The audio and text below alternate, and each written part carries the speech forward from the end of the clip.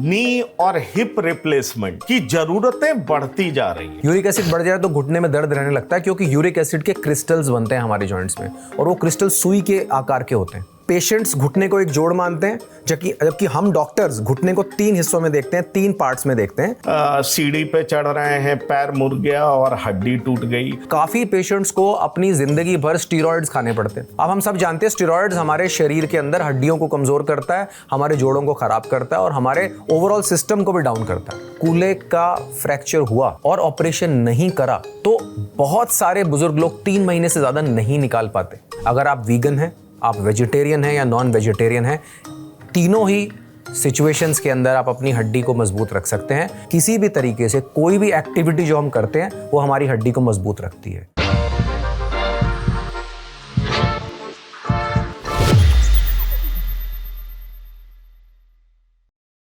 नमस्कार, मैं हूं पंकज कुमार। इस खास एपिसोड में मैं आपके लिए ला रहा हूं वो जानकारी जो आपकी बेहतर जिंदगी में बहुत ज्यादा सहायक हो सकती है। दुनिया डेवलप हो रही है, लेकिन बीमारियां भी बहुत तरह की आ रही हैं और उसमें हड्डी की बीमारी एक बड़ी बीमारी है। तो उस बड़ी बीमारी को कैसे टैकल किया जाए, उसका इलाज कैसे किया जाए, नी और हिप रिप्लेसमेंट कैसे हो, इन तमाम चीजों के बारे में बात करने के लिए हमारे साथ इंटरनेशनली एक्लेम्ड, जी हां, पूरी दुनिया भर में चर्चित डॉक्टर पंकज वालेचा, जी हां, सर्वोदय ग्रुप से जुड़े हुए हैं। मैं इनका स्वागत करना चाहूंगा। मेरे साथ स्टूडियो में है।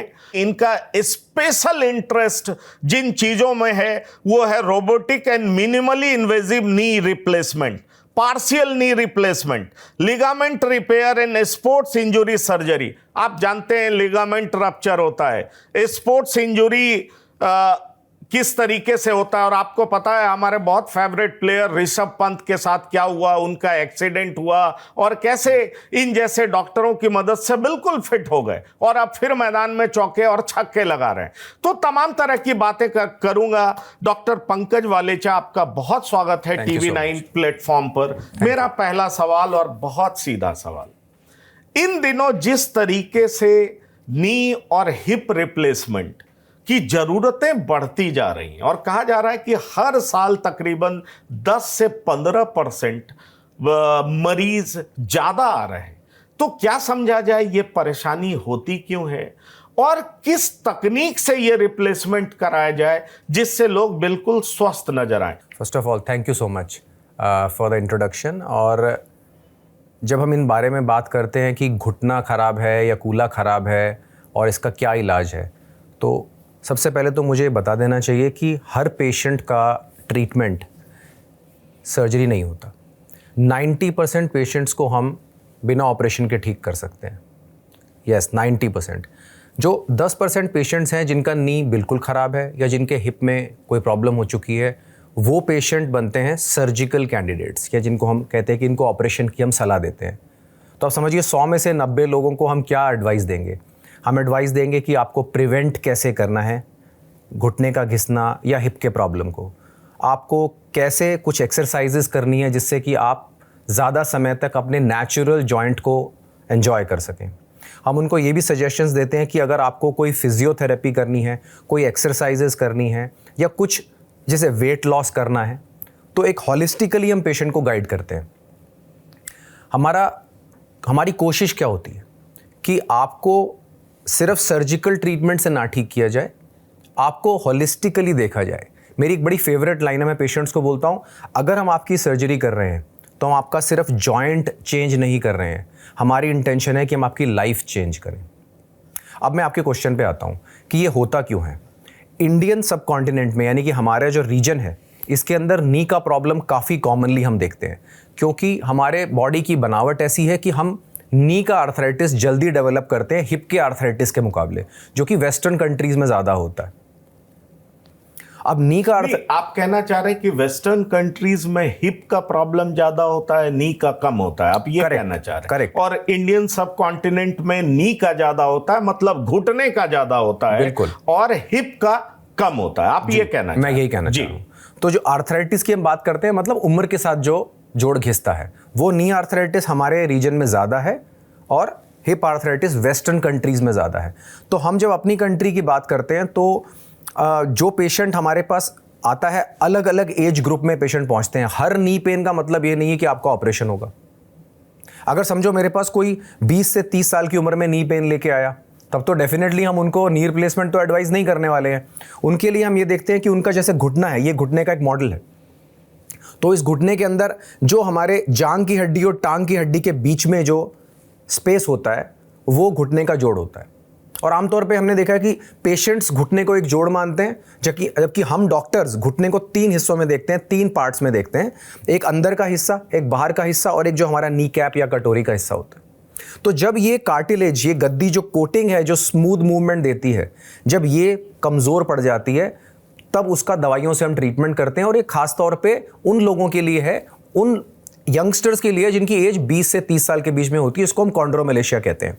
अब समझते हैं कि 30 से 50 साल की एज ग्रुप के बीच में किसी को नी पेन हो रहा है, तो सबसे इंपॉर्टेंट है कि हम ये चेक करें कि उनके नी की अलाइनमेंट तो खराब नहीं हो गई है। हम सब जानते हैं अगर कार की अलाइनमेंट खराब हो तो टायर घिस जाता है, ऐसे ही टांग की अलाइनमेंट खराब हो तो घुटना घिस जाता है। तो हमें यह देखना है कि कैसे अलाइनमेंट को सही किया जाए ताकि वो घिसे नहीं। और इस सर्जिकल ट्रीटमेंट को हम ऑस्टियोटमी कहते हैं, जो कि बहुत ज़्यादा बात इसकी नहीं की जाती। जैसे कि नी रिप्लेसमेंट एक बड़ा कॉमन शब्द है, हम सब लोग जानते हैं, एवरीबडी नोज अबाउट इट। लेकिन जो ऑस्टियोटमी या अलाइनमेंट करेक्शन सर्जरी है, ये एक लाइफ चेंजिंग सर्जरी है, क्योंकि ये आपके प्राकृतिक घुटने को सेव कर सकती है। अब समझ लेते हैं 50 से 70 के बीच में कोई आया हमारे पास और उनका घुटना अभी सिर्फ अंदर का हिस्सा खराब है। जैसे कि मैंने अभी बताया कि हम डॉक्टर लोग जो इसको 3 हिस्सों में देखते हैं। अगर सिर्फ अंदर का हिस्सा खराब है तो हम एक सर्जरी करते हैं, इसको पार्शियल नी रिप्लेसमेंट बोलते हैं। पार्शियल नी रिप्लेसमेंट, जैसे एक मेरे हाथ में ये मॉडल है। अब इसमें क्या किया हुआ है, हमने सिर्फ एक ही हिस्से को चेंज किया हुआ है। आपको एक एग्जांपल देता हूं। अगर आपकी कार का एक टायर पंक्चर है, जैसे आपकी कार का एक टायर पंक्चर है, क्या आप चारों टायर तो नहीं बदलेंगे आप? ऐसे ही पार्शियल नी रिप्लेसमेंट है। अगर एक कंपार्टमेंट हमारा खराब है, अगर एक ही कंपार्टमेंट घिसा है, एक ही साइड घिसी है, तो सिर्फ उसको चेंज किया जाता है। इसमें बहुत एडवांटेजेस होते हैं। जैसे आप इसमें देख रहे हैं, सिर्फ एक ही साइड जो है हमने चेंज करी हुई है। आपका 2/3 घुटना नॉर्मल है, आपके सारे लिगामेंट्स इंटैक्ट है, आपकी नी की बहुत नेचुरल फीलिंग आती है इस सर्जरी के बाद। और समझो कि अब 60, 65 से 70 साल से ज़्यादा उम्र है और घुटने बिल्कुल ख़राब हैं, बिल्कुल घिस चुके हैं, तो घुटना टोटल नी रिप्लेसमेंट हम करते हैं, जिसमें कि हम सारा तीनों हिस्सों को चेंज करते हैं। पर क्या हम यंग एज में भी हमें करना पड़ सकता है टोटल नी रिप्लेसमेंट? यस। कोई भी बीमारी या घुटने का घिसावट मेजॉरिटी पेशेंट्स में एक पैटर्न फॉलो करता है, लेकिन हर पेशेंट में नहीं। कुछ पेशेंट्स को यंग एज में भी कंप्लीट नी आर्थराइटिस हो जाता है और उनको हमें नी रिप्लेसमेंट करना पड़ता है। और तब टेक्नोलॉजी का, टेक्निक का और एक्सपीरियंस का रोल आता है। मैं आपसे एक सवाल करना चाहूँगा। आपने बड़े अच्छे तरीके से तीनों पॉसिबिलिटीज़ के बारे में बताया, लेकिन अक्सर हमने सुना है, पढ़ा है कि एक एज के बाद लोगों को नी में प्रॉब्लम होता है और कहते हैं कि घुटने में साइनोवियल फ्लूइड होता है जो ग्रीस का काम करता है। जरा आप मुझे ये बताएं कि साइनोवियल फ्लूइड किन लोगों में सूखने लगता है? बहुत लोगों को हम बहुत ज़्यादा उम्र तक देखते हैं वो फिट रहते हैं, और बहुत लोगों का 40s आते आते उनकी हालत खराब होने लगती है। क्या वजन एक कारण हो सकता है, जैसा आपने बताया कि अलाइनमेंट बिगड़ जाता है, पर साइनोवियल फ्लूइड की कमी की वजह से बहुत लोग कहते हैं मुझे बहुत तकलीफ रहती है, बहुत दिक्कत रहती है, तो ये ऐसा क्यों होता है? ओके, तो जैसे ये नी का मॉडल हम देखते हैं, नी के जॉइंट की नॉर्मल फंक्शनिंग के लिए 3 बड़े इंपॉर्टेंट चीज़ें हैं। एक तो हमारे नी के ऊपर एक कवरिंग होती है जिसके अंदर सारा साइनोवियल फ्लूइड जो आप बात कर रहे हैं, या जिसको हम आम भाषा में ग्रीस बोलते हैं, कि घुटने की जो ग्रीस है वो साइनोवियल फ्लूइड होता है। जैसे जैसे साइनोवियल हमारी एज एडवांस होती है तो एक प्राकृतिक तरीका होता है जिससे कि वो साइनोवियल फ्लूइड की क्वालिटी डाउन होती है। और ये साइनोवियल फ्लूइड जानते हैं क्या काम करता है? ये हमारे इस कार्टिलेज को न्यूट्रिशन देता है, इसको ताकत देता है। अगर मेरा साइनोवियल फ्लूइड खराब हो रहा है, जैसे गाड़ी का इंजन ऑयल खराब हो जाए तो इंजन पे असर होता है, ऐसे ही साइनोवियल फ्लूइड अगर कमज़ोर पड़ जाए तो हमारा कार्टिलेज कमज़ोर हो जाता है, जो कि दूसरी इंपॉर्टेंट चीज़ है नी के फंक्शन के लिए, राइट। और तीसरी इंपॉर्टेंट चीज़ है, हमारे घुटने के अंदर एक कुशन्स होते हैं जिनको मेनिस्कस बोलते हैं या शॉक एब्जॉर्बर बोलते हैं। पहले मेरा साइनोवियल फ्लूइड कमज़ोर हुआ या उसकी क्वालिटी डाउन हुई, उसकी वजह से मेरा कार्टिलेज वीक हुआ, और उसकी वजह से मेरा कार्टिलेज जब रफ हो गया तो मेरे कुशन्स या शॉक एब्जॉर्बर्स भी डैमेज हो गए। तो ऐसे ये प्रोसेस होता है। अब कुछ लोगों के अंदर जल्दी नी पेन होने लगता है अर्ली एज में, अगर उनका कार्टिलेज वीक हुआ और उन्होंने उसका ट्रीटमेंट नहीं लिया। जैसे कॉन्ड्रोमेलेशिया मैंने अभी बात करी, अगर उसका ट्रीटमेंट नहीं लिया तो कार्टिलेज कभी ना कभी वो फ्लेक ऑफ होके एक परत उसकी उतर जाएगी और वो सरफेस रफ हो जाएगा और वो नी को डैमेज करने का प्रोसेस शुरू कर देगा। ऐसे ही अगर समझो किसी का यूरिक एसिड ज़्यादा है, एक सिंपल सी चीज़ है, यूरिक एसिड एक खून का टेस्ट होता है, ब्लड टेस्ट होता है। यूरिक एसिड बढ़ जाए तो घुटने में दर्द रहने लगता है, क्योंकि यूरिक एसिड के क्रिस्टल्स बनते हैं हमारे जॉइंट्स में और वो क्रिस्टल सुई के आकार के होते हैं। अगर वो क्रिस्टल हमारे घुटने में बहुत ज़्यादा अमाउंट में जम जाएं तो घुटने में दर्द करते हैं। पर क्या इन पेशेंट्स को सर्जरी की ज़रूरत होती है? नहीं, क्योंकि जैसे ही हमें आइडेंटिफाई करते हैं कि यूरिक एसिड ज़्यादा है, उसका ट्रीटमेंट स्टार्ट होता है और नी पेन ठीक हो जाता है। बिल्कुल। एक सवाल मैं आपसे करना चाहूँगा, जो कि बहुत ओल्ड एज में, या आप कह लीजिए कि जिनका बोन बहुत कमजोर होने लगता है, और आजकल अक्सर हम सुनते हैं ऑस्टियोपोरोसिस, और ऐसे लोगों के साथ दिक्कत ये होती है कि वॉशरूम गए, गिर गए, उनका हड्डी टूट गया, चलते फिरते में सीढ़ी पे चढ़ रहे हैं, पैर मुड़ गया और हड्डी टूट गई, और वो लोग बहुत परेशान होते हैं। तो ये परेशानी क्या सिर्फ महिलाओं में ज़्यादा होती है? क्योंकि हमने ये भी सुना है कि जिनका मेनोपॉज हो जाता है उनको ज़्यादा ये प्रॉब्लम्स होती हैं, या हमने तो पुरुषों में भी देखा है कि उनकी हड्डी कब टूट गई उन्हें पता ही नहीं चला। क्योंकि ये सारे ऐसे जनरल क्वेश्चंस हैं जो लोग जानना चाहते हैं कि आखिरकार ये होता क्यों। तो ये एक अलग टॉपिक है बिल्कुल जी। जो ऑस्टियोआर्थराइटिस अभी तक हम बात कर रहे थे, ये उससे अलग है। ऑस्टियोपोरोसिस, जैसा कि पंकज जी ने बोला, ऑस्टियोपोरोसिस मतलब हड्डी का कमज़ोर हो जाना। इसको भी हम 3 हिस्सों में समझ सकते हैं। सबसे पहला, ऑस्टियोपोरोसिस आम तौर पे ओल्ड एज में देखा जाता है, यानी कि अगर एज 65-70 इसके आसपास या इससे ज़्यादा है तो हड्डी का कमज़ोर हो जाना एक नेचुरल प्रोसेस है। जैसे स्किन लटक जाती है, दांत लूज हो जाते हैं, हेयर, हमारे बाल जो हैं वो ग्रे हो जाते हैं, ऐसे ही हमारी बोन्स भी वीक हो जाती हैं। एक सेगमेंट है जो कि ओल्ड एज में होता है। दूसरा सेगमेंट है जो आपने मेंशन किया, वो लेडीज़ जिनको मेनोपॉज हुआ। अब मेनोपॉज 2 तरह से हो सकता है। एक तो जो नेचुरल प्रोसेस हुआ मेनोपॉज का कि पीरियड्स आने बंद हो गए, उसके बाद शरीर के अंदर हार्मोन्स का लेवल ड्रॉप करता है। खास तौर पे एक हार्मोन जिसको हम ईस्ट्रोजन कहते हैं, जब वो लेवल कम होता है तो हमारी हड्डी कमज़ोर होती है। इसीलिए फीमेल्स के अंदर एक एवरेज एज इंडिया के अंदर अराउंड 47 ईयर्स है जब लेडीज़ को मेनोपॉज होता है। उसके बाद बोन क्वालिटी डाउन होनी शुरू होती है। तो दूसरा कारण हो गया मेनोपॉज।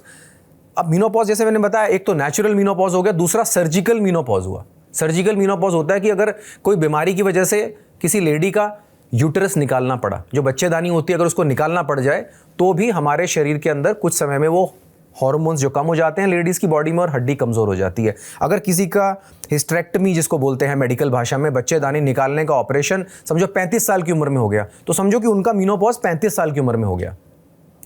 तीसरी कैटेगरी है वो लोग जो कि कोई ऐसी दवाई खा रहे हों या किसी ऐसी बीमारी से ग्रसित हों जो कि हड्डियों को असर करती है।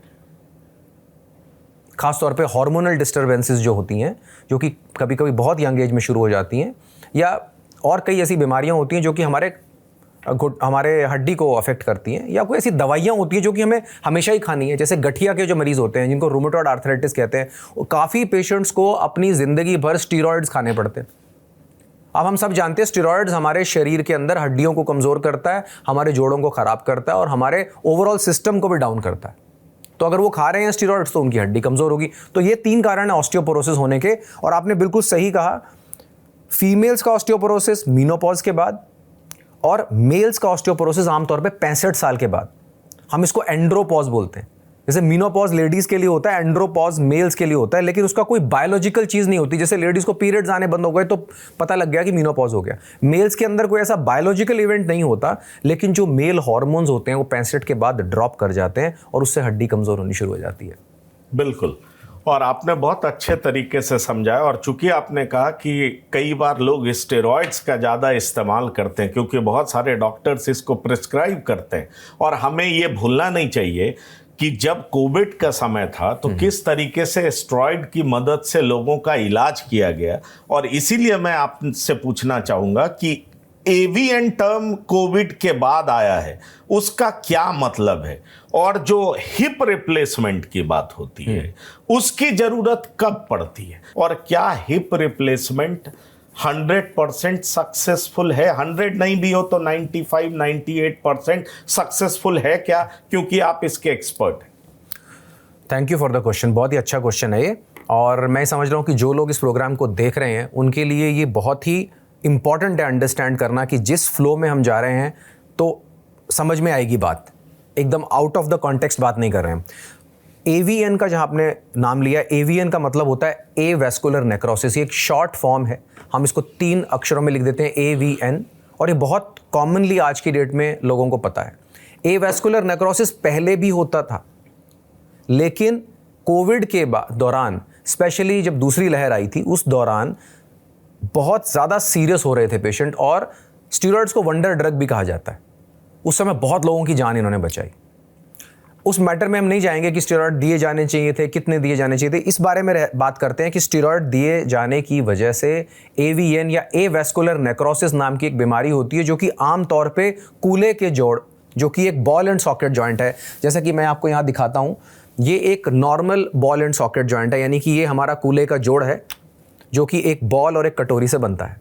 अब ये हमारे को नॉर्मल चलने में, वॉक करने में, क्रॉस लेग बैठने में, सीढ़ी चढ़ने उतरने में, हर मूवमेंट में मदद करता है। अगर ये मेरी बॉल के अंदर जो खून का दौरा है, जो कि हमारे बॉडी में नेचुरली एक ब्लड फ्लो होता है इस बॉल के अंदर, अगर वो बंद हो जाए, अगर वो खून का दौरा ब्लॉक हो जाए, तो हमारा कूल्हे का जॉइंट खराब हो जाता है। और कूल्हे का जॉइंट खराब होने के बाद कुछ ऐसा नज़र आता है, ये बॉल डैमेज हो गई और ये कटोरी भी डैमेज हो गई। जब ये ऐसा हो जाता है तो इसको, ये एवैस्कुलर नेक्रोसिस की वजह से हो सकता है। ऐसे में क्या होगा, चलने में दर्द होगा, चलने में लंगड़ापन होगा, आपको डेली एक्टिविटीज़ करने में, जैसे कि मैं बैठा हूँ और मुझे लग रहा है कि दरवाजे पे कोई आया है, तो मैं लगेगा कि एकदम जाके खोल दूँ, पर जैसे ही आप मूवमेंट करने लगेंगे आपका हिप आपको रोक लेगा। तो 2 बातें इस बारे में बता देता हूँ आपको। एक तो ये कि कूल्हे का दर्द, अक्सर लोग सोचते हैं कि कूल्हे को समझते हैं लोग, जो हमारे बटक्स होते हैं पीछे की तरफ, लोग सोचते हैं यहाँ मेरा कूल्हे का जोड़ है, तो वो कूल्हे का जोड़ नहीं है। कूल्हे के जोड़ का दर्द आगे की तरफ होता है, यानी कि फ्रंट पॉकेट की तरफ होता है, जहां हम जेब में हाथ डालते हैं आगे। अगर बैक साइड में दर्द है, यानी कि हमारी बैक पॉकेट की साइड पे दर्द है, तो कॉमनली वो कमर में नस दबने की वजह से होता है, जिसको आमतौर पे लोग साइटिका के नाम से या शियाटिका बोलते हैं लोग कॉमन शब्दों में। लेकिन अगर हिप जॉइंट का पेन है तो मेजॉरिटी पेशेंट्स में आगे की तरफ होता है, ग्रॉइन पेन होता है, फ्रंट पॉकेट में होता है। दूसरी बात, कूल्हा खराब होना सिर्फ ओल्ड एज की प्रॉब्लम नहीं है। हालांकि आपकी बात से बिल्कुल सहमत हूं कि कूल्हे की हड्डी टूटना एक ओल्ड एज का प्रॉब्लम है, और उसके लिए हिप रिप्लेसमेंट सर्जरी बहुत समय से हम करते आ रहे हैं। लेकिन आज की डेट में एवैस्कुलर नेक्रोसिस बहुत यंगस्टर्स को भी अफेक्ट करती है, 20 साल, 22 साल, 25 साल, 30 साल। और कोविड के बाद ना कि इसका नंबर बढ़ गया, बल्कि इसकी अवेयरनेस भी बढ़ गई। जो एक AVN का पेशेंट पहले सोचता था भाई हिप रिप्लेसमेंट का ऑपरेशन तो एक ओल्ड एज में होता है, मैं आज कराऊंगा तो मेरा क्या होगा, मैं बहुत सारी चीजें नहीं कर पाऊंगा, तो बहुत सारे भ्रम है इस बात में। लेटेस्ट एडवांस टेक्निक से सही इम्प्लांट डाल के, उसको सही पोजीशन में डाल के जब हम पेशेंट की सर्जरी करते हैं, तो पेशेंट की 99% पेशेंट्स की लाइफ में कोई रेस्ट्रिक्शन ऑफ मूवमेंट नहीं रहता है। आमतौर पे लोग सोचते हैं कि मेरा कूल्हा चेंज होगा ना, मैं नीचे नहीं बैठ सकता, मेरा कूल्हा चेंज होगा तो मैं बाइक नहीं चला सकता, मैं साइकिल नहीं चला सकता, मेरी पर्सनल लाइफ, मेरी सेक्सुअल लाइफ अफेक्ट होगी, क्योंकि जैसे मैंने बताया यंगस्टर्स को भी होती है प्रॉब्लम। तो ये सारी एक्टिविटीज़ आजकल की latest techniques, latest technology, latest implants को यूज़ करके हम पेशेंट्स को बहुत अच्छी क्वालिटी ऑफ लाइफ दे सकते हैं। अब जब हम आते हैं ओल्ड एज में, तो ओल्ड एज में मैं आपसे थोड़ा सा एक बात में असहमत हूँ कि लोग ये अक्सर सोचते हैं कि कूल्हे का ऑपरेशन हो गया तो कुछ तो अब सही नहीं होगा।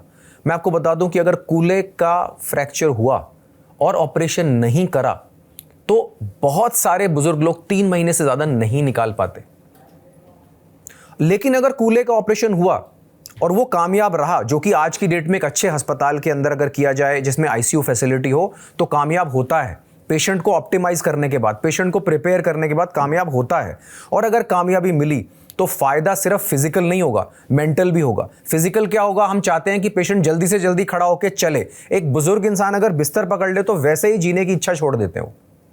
तो हमें चाहते हैं कि उनकी मूवमेंट बनी रहे, हम चाहते हैं कि वो जल्दी से अपनी इंडिपेंडेंस गेन करें। मैंने कॉमनली क्या देखा है कि बुजुर्ग लोग सोचते हैं कि अब मैं बच्चों पे डिपेंडेंट हो गई, अब मेरे को तो टॉयलेट के लिए भी किसी को मदद करना पड़ रहा है, मैं तो बिस्तर में ही हूँ। ये ट्रीटमेंट नहीं है। अगर डर के हम प्रॉपर इलाज नहीं कराते हैं तो हम डिनाई कर रहे हैं, हम मना कर रहे हैं उनको कि हम आपका ट्रीटमेंट नहीं कराएंगे। तो आज की डेट में सर्जरी को बहुत सेफली परफॉर्म किया जा सकता है मेजॉरिटी पेशेंट्स में। हम जनरलाइज नहीं कर सकते इसको, लेकिन हम जानते हैं कि आज से 20 साल पहले हम कहां थे और आज कहां हैं। तो हिप रिप्लेसमेंट बहुत कामयाब ऑपरेशन है। एवीएन यंग या ओल्ड किसी को भी अफेक्ट कर सकता है। कोविड के दौरान स्टेरॉइड का यूजेज हुआ, उसके बाद इसका इंसिडेंट बढ़ा और ये बहुत ही सक्सेसफुली करा जा सकता है और आपको एक नॉर्मल क्वालिटी ऑफ लाइफ दी जा सकती है।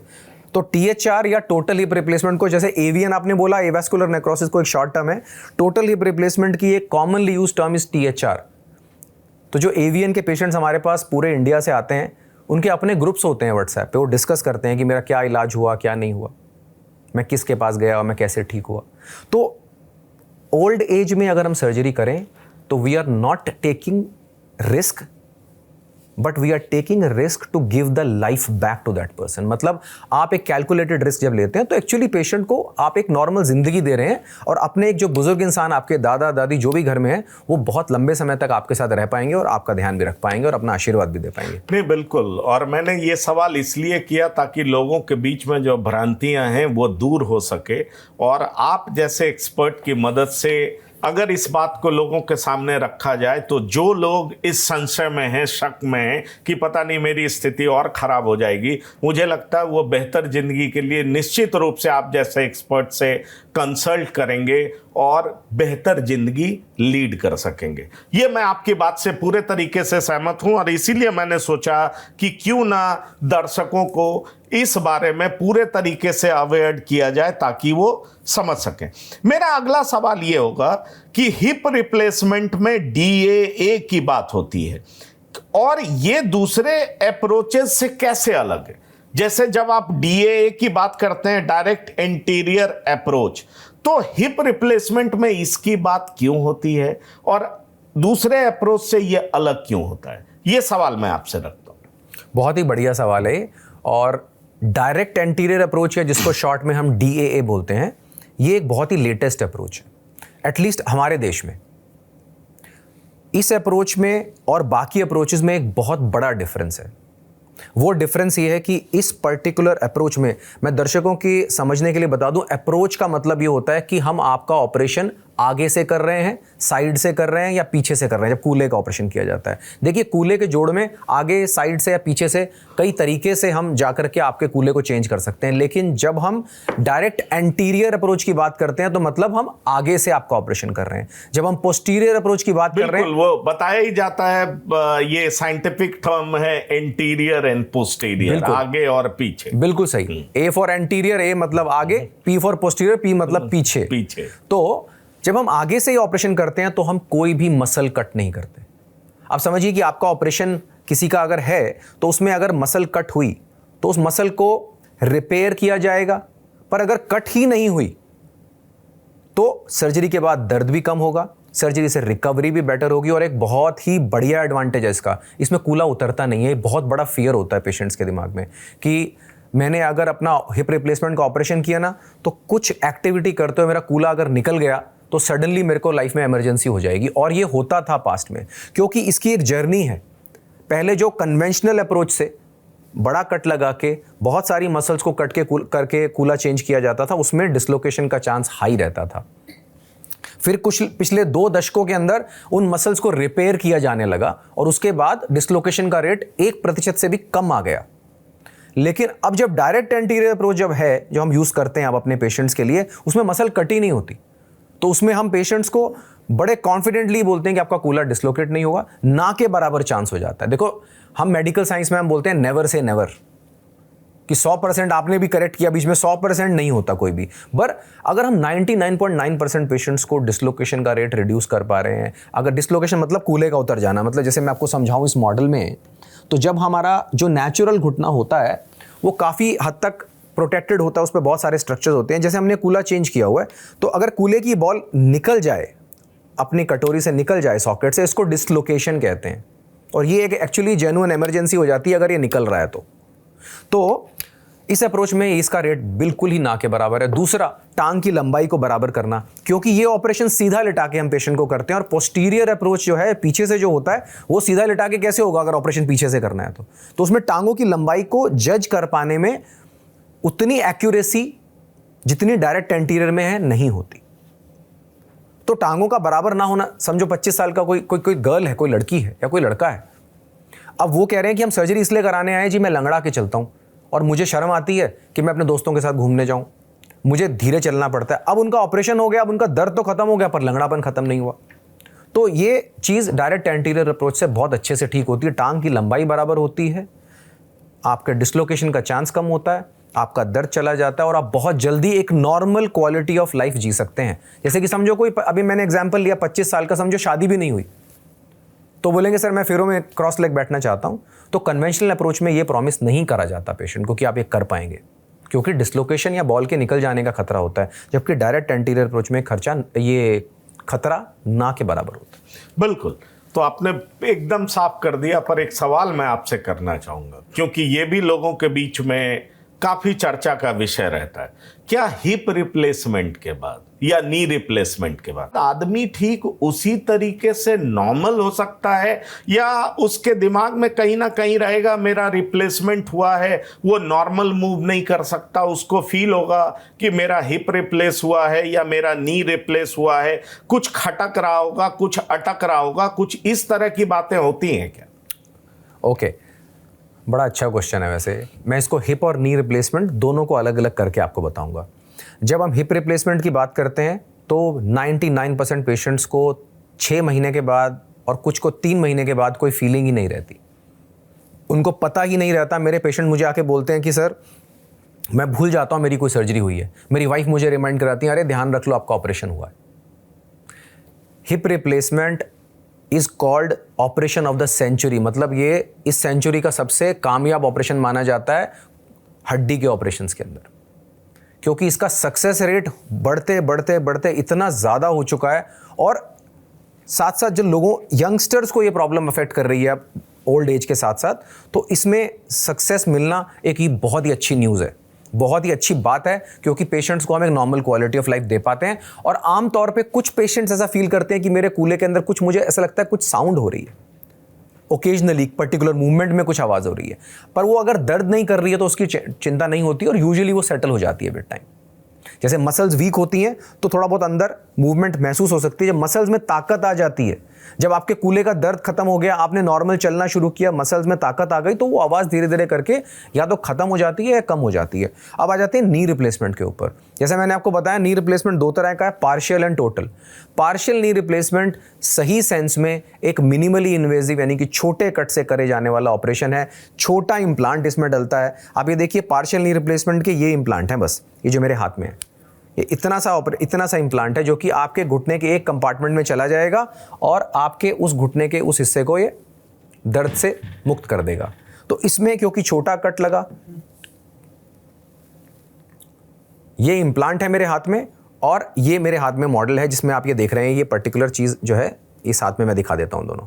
तो पार्शियल नी रिप्लेसमेंट में स्मॉल कट, छोटा कट लगेगा, कम डाइसेक्शन होगा, सर्जरी के दौरान जल्दी रिकवरी होगी।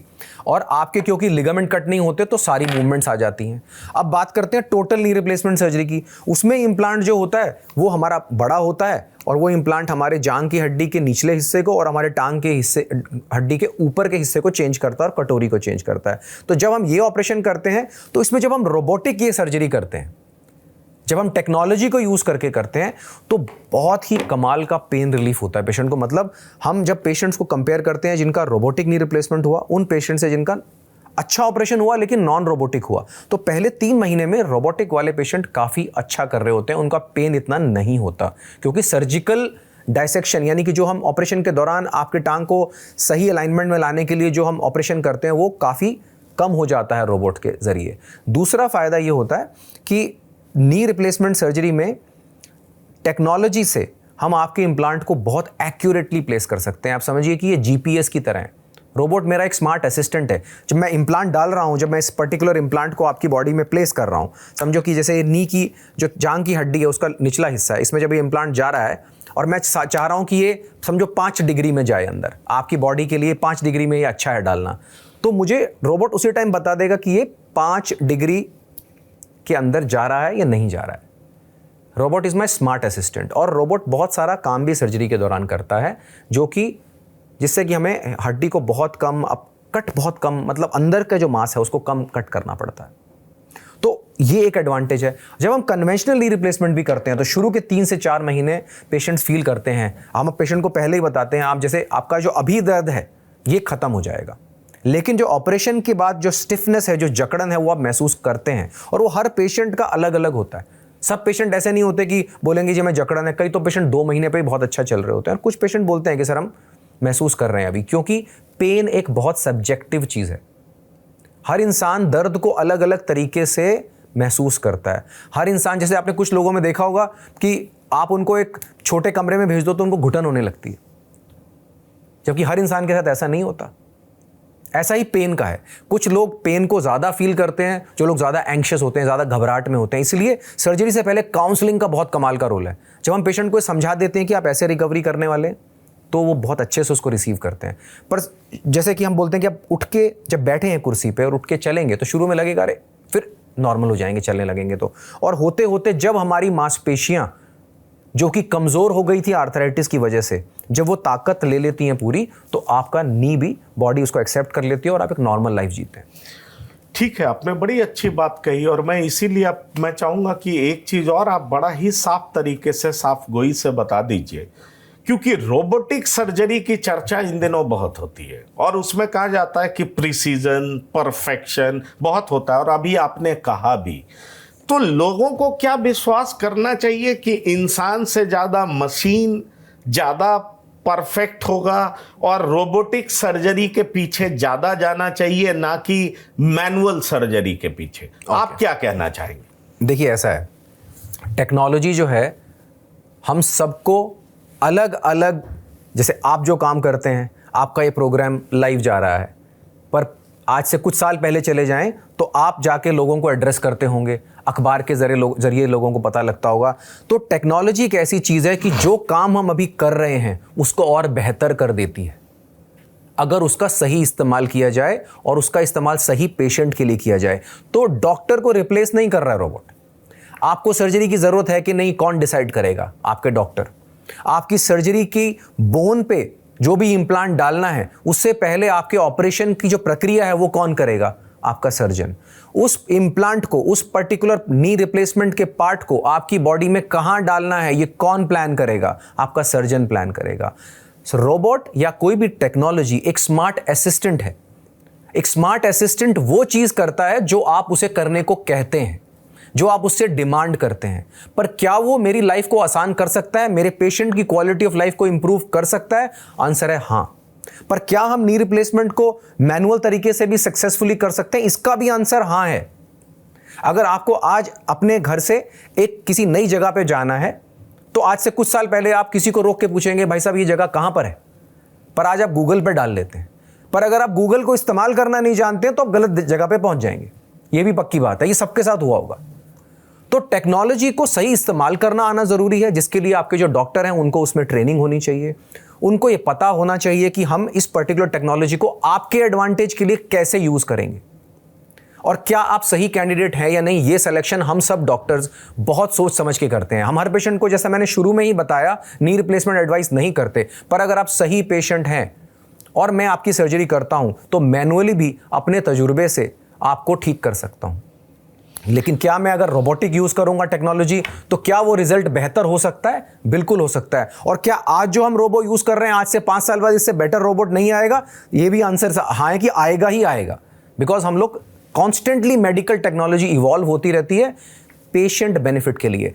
आई वुड लाइक टू से वन थिंग, कि कोई भी टेक्नोलॉजी की हम बात कर लें, कोई भी टेक्निक की हम बात कर लें, किसी भी सर्जन की हम बात कर लें, किसी भी चीज़ की हम बात कर लें मेडिकल के अंदर, एक ही उद्देश्य है कि आपकी क्वालिटी ऑफ लाइफ बेटर कैसे हो, आप जल्दी से अपने काम पे वापस कैसे जाएं, कैसे आपका जो भी इलाज हमने किया उससे आपका मिनिमम टाइम वेस्ट हो और मैक्सिमम आपको आउटपुट मिले और आप सेफ्टी से वो सर्जरी करके या वो ट्रीटमेंट करके अपने घर वापस जाएं। ठीक है, आपने बहुत अच्छी बात कही। मैं इसीलिए सवाल आपसे करना चाहूंगा कि अर्थराइटिस कॉमन बीमारी है, हम अक्सर सुनते हैं अर्थराइटिस, और अर्थराइटिस होते ही लोग समझ लेते हैं कि अब तो लंगड़ा के ही चलना होगा, ये ऑर्गन अब तकलीफ ही देगा।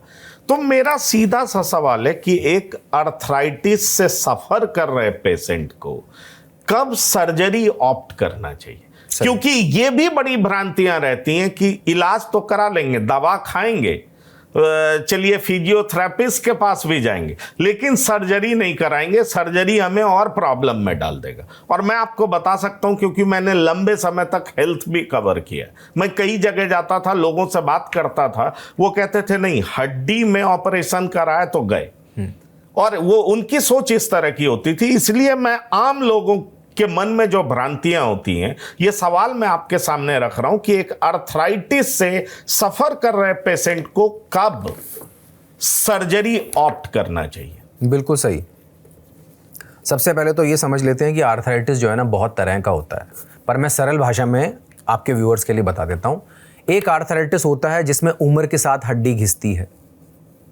दूसरा आर्थराइटिस होता है जिसमें आपके शरीर के अंदर कुछ ऐसी प्रक्रिया या कोई ऐसी बीमारी है जो कि जेनेटिकली चल रही है, जिससे आपका जोड़ खराब होता है, जिसको रूमेटॉइड आर्थराइटिस, एक कॉमन टर्म है, इसको गठिया बाय बोला जाता है। तो गठिया बाय की बीमारी है, या उम्र के साथ घुटना घिस रहा है, या जैसा मैंने बताया कि किसी के बॉडी के अंदर यूरिक एसिड बढ़ गया, उन्होंने ट्रीटमेंट टाइम से नहीं लिया तो उसकी वजह से घुटना घिस रहा है, या आपको कुछ चोट लगी, कुछ फ्रैक्चर हुआ घुटने में और उसकी वजह से घुटना घिस रहा है। तो बहुत सारे कारण होते हैं।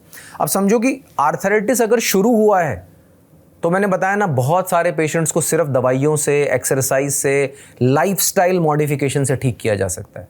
पर अगर आर्थराइटिस एडवांस हो गया, मतलब हमारी गद्दी घिस गई, हमारी ग्रीस सूख गई, हमारी हड्डी से हड्डी टच हो गई, तो उन पेशेंट्स को दवाइयों से फ़ायदा नहीं मिलता। हम कुछ 2-3 सवाल पेशेंट से पूछते हैं। सबसे पहला तो उनका एक्सरे देखते हैं कि एक्सरे में क्या हड्डी से हड्डी टच होने लग गई, क्या ये जो मेरे घुटने का जोड़ है, जो इसके बीच में जो गैप है, हम जब एक्सरे करते हैं तो एक्सरे में हम ये देखते हैं कि जांग की हड्डी और टांग की हड्डी के बीच में कुछ खाली जगह है क्या? ये खाली जगह होती है इस गद्दी की वजह से, जिसको हम मेनिस्कस बोलते हैं, कुशन है जो। अगर ये कुशन घिस जाए तो ये हड्डी इस हड्डी से टच हो जाती है एक्सरे में।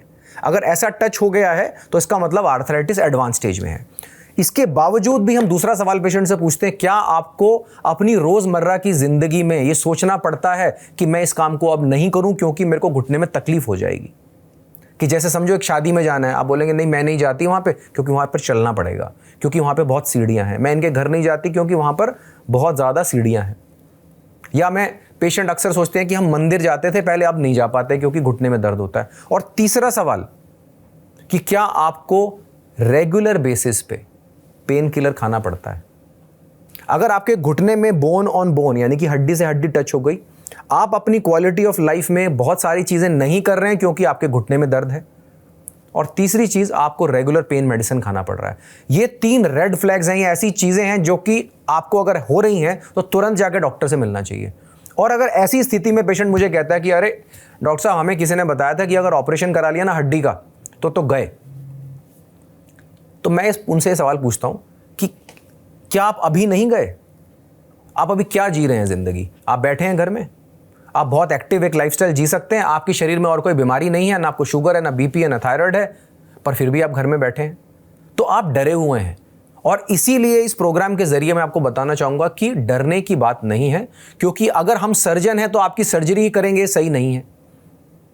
और अगर आपको सर्जरी की ज़रूरत है तो आपको कुछ हो जाएगा, ये भी गलत है, क्योंकि आप सर्जरी करके बहुत अच्छे हो सकते हैं, प्रोवाइडेड कि आपकी सर्जरी अच्छी टेक्निक से और अच्छी टेक्नोलॉजी यूज़ करके और अच्छा इम्प्लांट यूज़ करके तब की जाए जब सर्जरी ही सिर्फ चॉइस है और कोई ट्रीटमेंट उसका बचा नहीं है। जब तो ये आपने सुना, जब सर्जरी ही चॉइस है और कोई ट्रीटमेंट नहीं बचा है तो निश्चित तौर पर आपको सर्जरी करना चाहिए। और अगर आप सर्जरी ऑप्ट नहीं करेंगे तो अगला सवाल मैं डॉक्टर साहब से पूछने जा रहा हूं, क्योंकि अगर आप फिर भी डरते रहेंगे, इलाज नहीं कराएंगे, तो इलाज नहीं कराने का परिणाम क्या आपको भुगतना पड़ेगा, ये भी डॉक्टर साहब आपको बताएंगे कि आप अपनी ही बीमारी को लंबे समय तक इग्नोर करते रहेंगे। इसलिए बेहतर डॉक्टर को कंसल्ट करिए। जैसे डॉक्टर पंकज हैं, ये इन्होंने बड़ा साफ कहा कि हर समय नी में दर्द हो तो नी रिप्लेसमेंट की जरूरत नहीं पड़ती, हर समय हिप में दर्द हो तो हिप रिप्लेसमेंट की जरूरत नहीं पड़ती,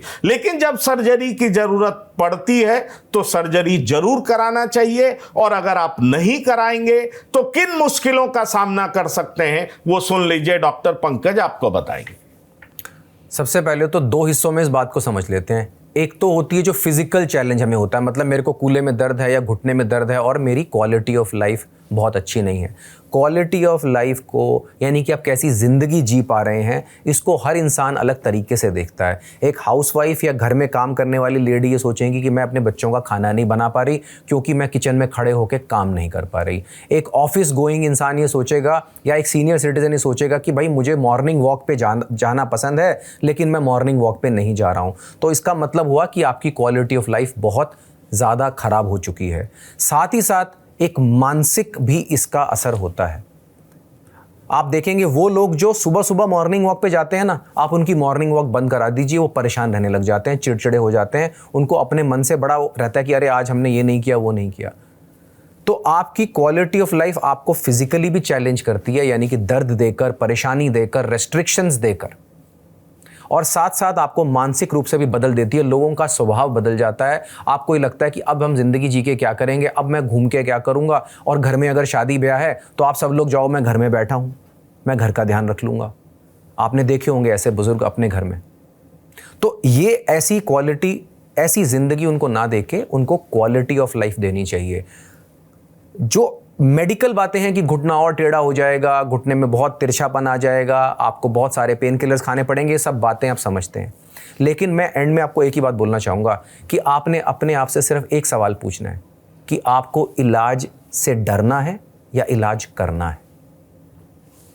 और मैं कहना चाहूँगा कि इलाज से डरना नहीं है, और इलाज से इसलिए नहीं डरें क्योंकि अब बेहतर डॉक्टर पंकज अवेलेबल हैं। मैं आपसे एक सवाल अंत में यही करूँगा कि वैसे व्यक्ति जो नॉन वेजिटेरियन नहीं है, वो वेजिटेरियन है, नॉन वेज नहीं खाते हैं, उनके लिए कहा जाता है कि आप बहुत सारे प्रोटीन से दूर रह जाते हैं, बहुत सारे मिनरल से दूर रह जाते हैं। तो वैसे लोगों को अपने बोन की रक्षा करने के लिए क्या करना चाहिए? बहुत सारे लोग आजकल विगन डाइट की बात करते हैं, वो दूध नहीं लेते और कहते हैं दूध में कैल्शियम होता है जो कि हमारे बोन को बहुत अच्छा रखता है। वैसे लोगों को क्या करना चाहिए? मैं चाहूंगा ऐसे लोगों को भी एड्रेस करें और बताएं कि कैसे अपनी हिफाजत वो ठीक ढंग से रख सकते। जी, सबसे पहले तो ये समझ लें कि आपका वेजिटेरियन होना या नॉन वेजिटेरियन होना ये ज़रूरी नहीं है आपकी अच्छी बोन हेल्थ के लिए। अगर आप वीगन हैं, आप वेजिटेरियन हैं या नॉन वेजिटेरियन हैं,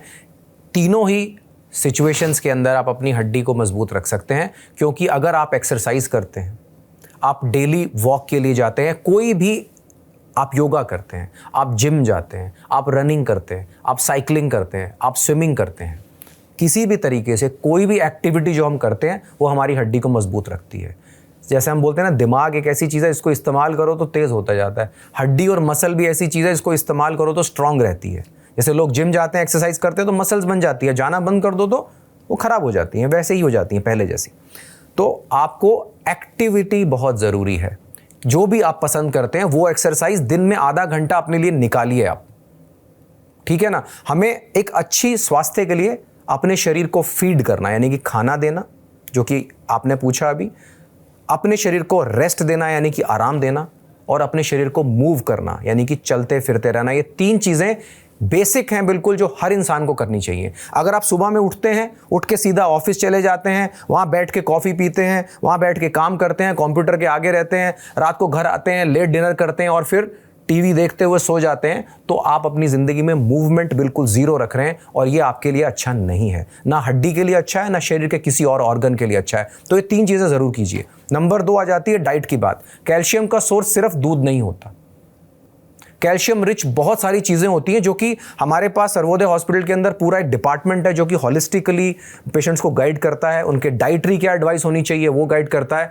हर चीज़ का एक स्पेशलिस्ट है वहाँ पे। जैसे कि मैं आपके जोड़ों की प्रॉब्लम का स्पेशलिस्ट हूँ, तो अगर मुझे किसी पेशेंट को डाइट के बारे में डिटेल में ज्ञान देना है तो मैं उनको डाइटिशियन के पास भेजूंगा, न्यूट्रिशनिस्ट के पास भेजूंगा। वो पेशेंट को गाइड करते हैं, वो उस इंसान को गाइड करते हैं जो अभी पेशेंट बना नहीं है। वो पहुंच गया है हमारे पास कि मुझे पेशेंट नहीं बनना है सर, मैं हेल्दी से अनहेल्दी हो गया हूं लेकिन सिक नहीं हुआ हूं, मैं अभी एकदम पूर्ण स्वास्थ्य से अस्वस्थ लग रहा हूं लेकिन बीमार नहीं हुआ हूं, तो मैं बीमार होने से कैसे बचूं।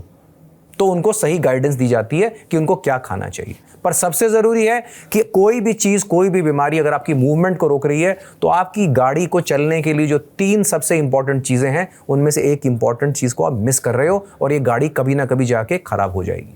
बिल्कुल, तो आपने सुन लिया कि किसी भी इंपॉर्टेंट चीज़ को मिस मत करिए, क्योंकि आपका शरीर भी एक मशीन है और वो मशीन बहुत दुर्लभ है और ये बड़ी मुश्किल से आपको मिला है। अगर आप स्वस्थ हैं तो भगवान की कृपा है, लेकिन कुछ आपको भी करना होगा और कुछ ये करना होगा कि आप अपने सेहत का ध्यान कैसे रखें, ख्याल कैसे रखें। ये डॉक्टर पंकज वलेचा ने बताया, जो कि बेहद नामचीन डॉक्टर हैं और उन्होंने हर तरह की बातें आपके सामने रखी। मुझे लगता है कि आप इनकी बातों को सुनकर के निश्चित तौर पर लाभान्वित होंगे और हड्डियों के फंक्शन को बहुत बेहतर तरीके से समझेंगे जब भी आप इस प्रोग्राम को देखेंगे। तो डॉक्टर पंकज वलेचा, TV9 के प्लेटफॉर्म पर आने के लिए आपका बहुत बहुत धन्यवाद और शुक्रिया। अगर आप कुछ और सोचते हो जो मैं नहीं पूछ पाया आपसे, तो मैं चाहूँगा कि ज़रूर आप दर्शकों को सामने रखें जो मैं शायद आपसे पूछ नहीं पाया। नहीं, आपने बहुत ही सही सवाल पूछे और मुझे पूरा विश्वास है कि आपके सब दर्शकों को इससे बहुत फ़ायदा होगा, क्योंकि हम जब किसी एक चीज़ के, मैं एक चीज़ का विशेषज्ञ बन सकता हूँ, सब चीज़ों का नहीं बन सकता हूँ। और आज की दुनिया में हम हर काम को करने के लिए, जैसे कि आप अपना इनकम टैक्स अगर भरते हैं तो आप CA की सर्विसेज लेते हैं क्योंकि वो उस चीज़ के विशेषज्ञ हैं, करेक्ट। ऐसे ही आप जिस चीज़ से भी आप डील करते हैं आप उस चीज़ के विशेषज्ञ होंगे। अगर कोई तकलीफ़ है तो जाने से, हॉस्पिटल जाने से, डॉक्टर से मिलने से डरिए मत, अपने लिए सही सलाह लीजिए और उसके बाद एक अच्छी स्वस्थ ज़िंदगी जी। चलिए, तो डॉक्टर पंकज वलेचा इन्होंने बहुत साफ तरीके से कह दिया कि किस तरीके से स्वस्थ जिंदगी जीना है और मैं इनका तहे दिल से शुक्रिया अदा करता हूं। इस प्रोग्राम को विशेष तौर पर आप बार बार देखिए और लाभान्वित होइए। इस प्रोग्राम में इतना ही। ताज़ा तरीन खबरों के लिए आप लगातार देखते रहिए TV9। धन्यवाद, नमस्कार।